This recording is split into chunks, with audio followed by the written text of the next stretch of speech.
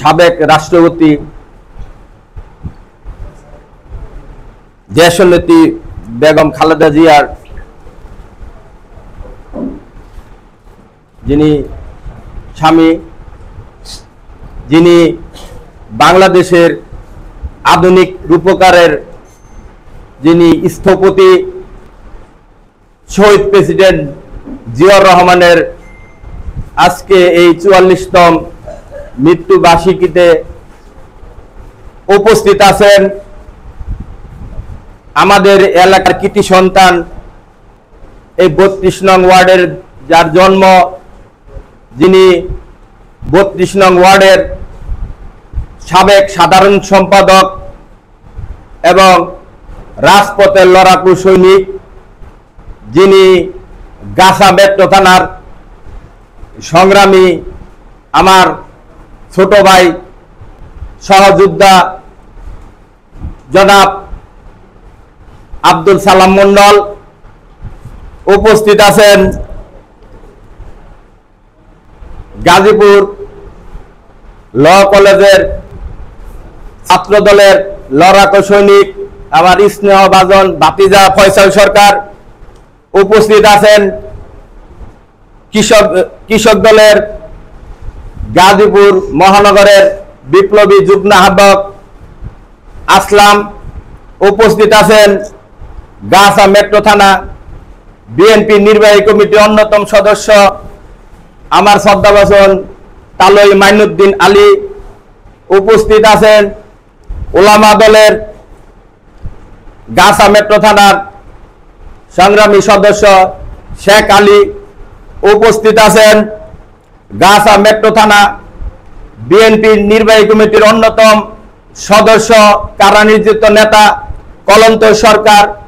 উপস্থিত আছেন গাছা মেট্রো থানা যুব দলের নির্যাতিত যুব নেতা আবু সালে। উপস্থিত আছেন নয়ন। উপস্থিত আছেন লোকমান। উপস্থিত আছেন আমার শ্রদ্ধাভাজন চাচারা।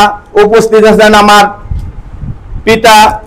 উপস্থিত আছেন অত্র ওয়ার্ডের কৃতি সন্তান, সমাজসেবক, শিল্পপতি আমার স্নেহ ভাজন ভাতিজা শাহজাহান। উপস্থিত আছেন সুয়াল্লানা খান। উপস্থিত আছেন মুন্না সরকার।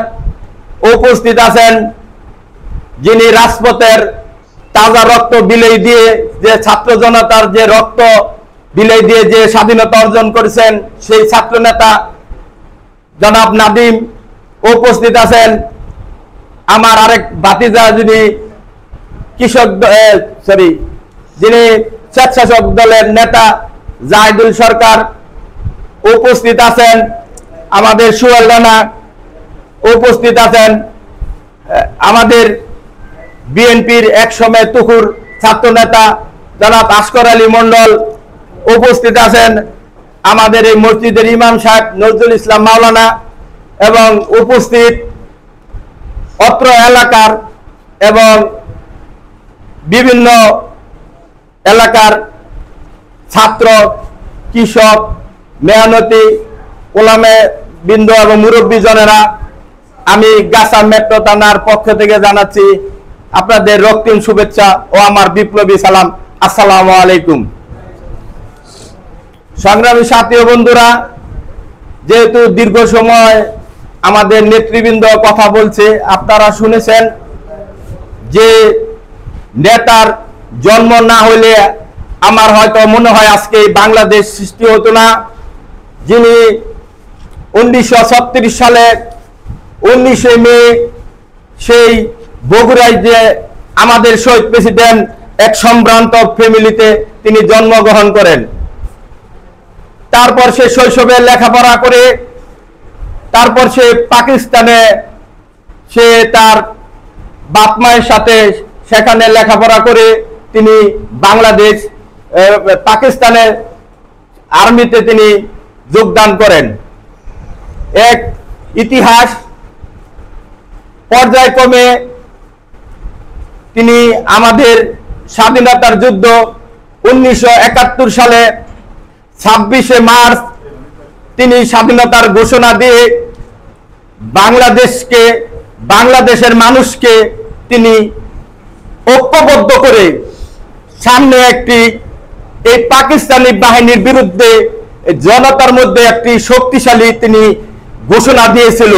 সেই শক্তি সাহস নিয়ে এদেশের জনগণ, মেহনতি মানুষ দীর্ঘ 9 মাস রক্তক্ষয়ী যুদ্ধের বিনিময়ে, আমাদের মা বোনের ইজ্জতের বিনিময়ে আমরা পেয়েছি এক বাংলাদেশ। এই বাংলাদেশ তিনি তার ঘোষণার মাধ্যমে উজ্জীবিত করেছিল এদেশের জনগণকে। সেই থেকে মানুষ ঝাঁপিয়ে পড়েছিল তার ঘোষণার মাধ্যমে। সংগ্রামী সাথী ও বন্ধুরা, আপনারা জানেন তারপর এক প্রেক্ষাপট 1975 সালে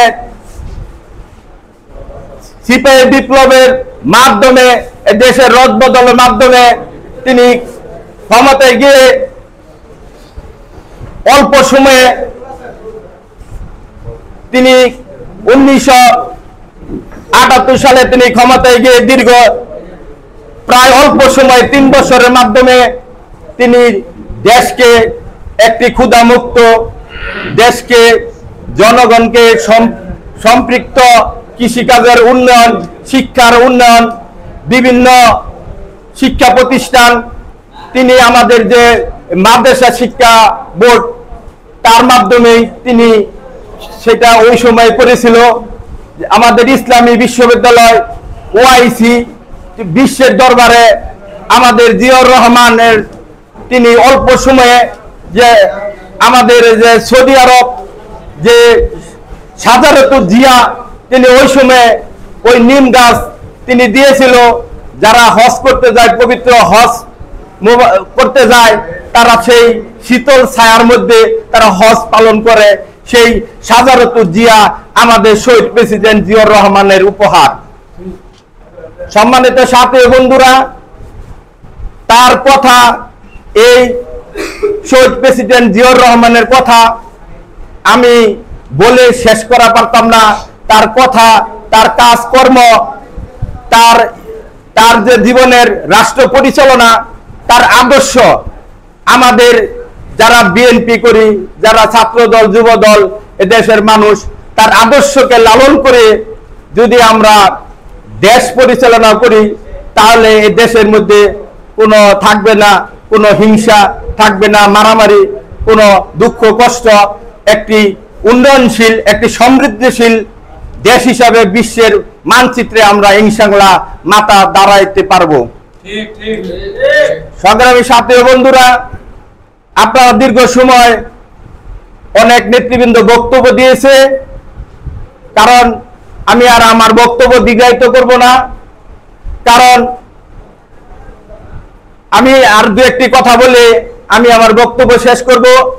আপনারা জানেন দীর্ঘ 17 বছর আমরা একটা জুলুম, একটা ফ্যাসিস্ট সরকার, যে ভোটবিহীন সরকার যে ক্ষমতায় ছিল, আমরা বিএনপি, এদেশের জনগণ, এদেশের মেহনতি মানুষ, কৃষক, শ্রমিক জনতা, এদেশের আপামর জনতা এই সরকারের বিরুদ্ধে আমরা আন্দোলন সংগ্রাম করে অবশেষ সেই জুলাইয়ে ছাত্র জনতা বিপ্লবের মাধ্যমে এদেশের একটি দ্বিতীয় স্বাধীনতা অর্জন হয়েছিল। তাই আমরা এই স্বাধীনতাকে, এই ছাত্র জনতার এই অম্লান যে স্বাধীনতা যে করেছে, তার এই ছাত্র যারা রক্ত দিয়েছে, সেই ছাত্রদের প্রতি আমার রইল গভীর শ্রদ্ধা এবং সম্মান। আগামী দিনও আমরা যাতে যে আওয়ামী লীগ যে কুকর্ম, যে ভোট চুরি করে, জনগণের অধিকার হরণ করে, কৃষককে হত্যা করে, শ্রমিকদের বেতন না দিয়ে এবং ছাত্র জনতার উপর যে নির্বিচারে গুলি করেছে, আগামী দিনেও যাতে আমাদের এই খেয়ালগুলি রাখতে হবে, যাতে জনগণ, আমরা যারা এই বিএনপি করি, আগামী দিন এ দেশের জনগণের পক্ষে থাকি, সাধারণ মানুষের পক্ষে থাকি, মানুষের বিপদে আপদে আমরা সাড়া দেই, সেই আওয়ামী লীগের মতন যাতে আমরা চাঁদাবাদ হিসাবে না থাকি, যাতে আমাদেরকে মানুষ দেখে যাতে ভয় না পায়, আমাদেরকে মন থেকে সম্মান করে। যারা এই নেতৃবৃন্দ যারা আছেন, যে ছাত্র দল যুব দল যে নেতৃবৃন্দ আছেন, আপনাদের কাছে উদারতা আহ্বান করব যে আপনাদেরকে যেন ভয় পেয়ে যাতে সালাম না দেয়, আপনাদেরকে যাতে মন থেকে সালাম দেয়। এই দিক থেকে আপনারা এই দেশ সমাজ বিভিন্ন আপনাদের আচার আচরণ বিভিন্ন কথাবার্তা যাতে এই দেশের জনগণ বুঝে যে সেই আওয়ামী লীগের মতন না, এই লোকটা কি করে, এই লোকটা কি কাজ, যাতে মনে করে এই লোকটা তো বিএনপি করে, এই লোকটা তো যুব দল করে, এই লোকটা তো ছাত্র দল করে। যাতে আপনাদের কাজকর্মগুলি যাতে মানুষ পছন্দ করে, যাতে কোনো খারাপ চিন্তা না করে, এইভাবে আপনারা নিজেকে প্রস্তুত করবেন। সামনে নির্বাচন আসতেছে, আমরা যে নির্বাচনের জন্য যে আন্দোলন করেছি, ভোটের অধিকারের জন্য আন্দোলন করেছি, যদি এই সরকার যদি নির্বাচন না দেয়, তাহলে আমরা যেভাবে আগামী দিন যেভাবে আন্দোলন করেছিলাম, আবারও প্রয়োজন হয় এদেশের জনগণের ভোটের অধিকারের জন্য আবারও আমরা ইনশাল্লাহ রাজপথে নামবো। তাই সবাইকে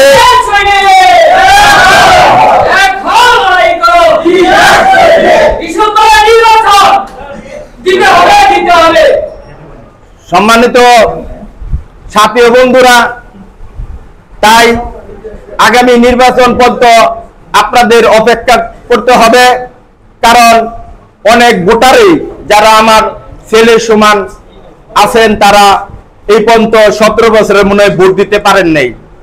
এই জন্য আপনাদের পছন্দের প্রার্থী আপনারা যাকেই ভোট দেন, বিএনপি কে ভোট দিবেন এটা আমি বলি না, যাকে মনে চায় তাকেই ভোট দিবেন। এই ভোটের জন্য আমরা ইনশাল্লাহ লড়াই করছি, আবারও লড়াই করব। আর যদি সামনে আমাদের নির্বাচন দেওয়া হয়, তাহলে আমাদের গাজীপুর থেকে যাকে নমিশন দেওয়া হবে দানের শীষ, আমি কারো পক্ষে বলি না, দানের শীষ যাকে দিবে আমরা ইনশাল্লাহ তার জন্য আমরা ইনশাল্লাহ মাঠে ঝাঁপিয়ে করব। তার জন্য এলাকার মানুষ, গণ্যমান্য ব্যক্তি, মুরব্বী, বাসার ভিতর যে মহিলা আছে, রাস্তাঘাটে দিন মজুর, তাদেরকে আমরা বুঝাইবো যাতে দানের শীষে ভোট দেয়। ইনশাল্লাহ সামনে নির্বাচন হলে ইনশাল্লাহ দানের শীষ প্রার্থী ইনশাল্লাহ বিজয় হবে। সবাইকে ধন্যবাদ জানিয়ে আমি আমার ব্যক্তিগত পক্ষ থেকে আপনাদেরকে ধন্যবাদ জানাই। আমাদের মাঝে উপস্থিত হয়েছেন ইতিপূর্বে গাছা ব্যক্ত থানা বিএনপি যুব দলের রাজপথে সংগ্রামী সহযোদ্ধা, যিনি অনেক মামলা খেয়েছে, জেল খেটেছে, জননেতা জনাব মিন্টু সরকারকে সামনে আসার জন্য অনুরোধ করছি। সংগ্রামী সাথী বন্ধুরা, অনেক নেতৃবৃন্দই ছিল, অনেকে বক্তব্য দেওয়ার কথা ছিল, অনেকে বক্তব্য দিতেন, অনেক বড় নেতা আছে এখানে। আমি হয়তো সময়ের সংকীর্ণতার কারণে সবাইকে সুযোগ দিতে পারছি না, কারণ অনেকক্ষণ যাবত বিভিন্ন নেতৃবৃন্দ, আমাদের এই মুসল্লিবৃন্দ, এলাকার লোকজন বসে আছে। এই জন্য সবাইকে ধন্যবাদ জানিয়ে সকলের সুস্বাস্থ্য কামনা করে আমি আমার সংক্ষিপ্ত বক্তব্য শেষ করছি।